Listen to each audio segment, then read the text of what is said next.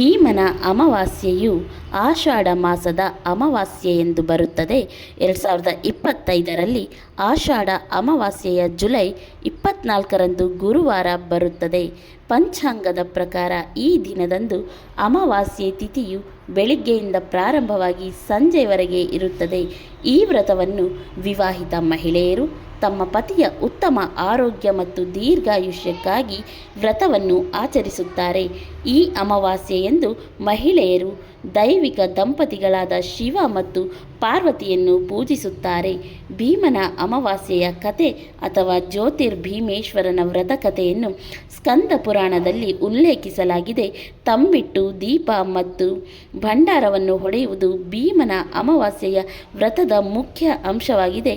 ಇದನ್ನು ಪತಿ ಸಂಜೀವಿನಿ ವ್ರತ ಅಂತಲೂ ಕರೆಯುತ್ತಾರೆ. ಇಂತಹ ಮತ್ತಷ್ಟು ವಿಡಿಯೋಗಳಿಗಾಗಿ ಲೈಕ್ ಮಾಡಿ, ಶೇರ್ ಮಾಡಿ ಹಾಗೂ ಸಬ್ಸ್ಕ್ರೈಬ್ ಮಾಡಿ. Thank you for watching.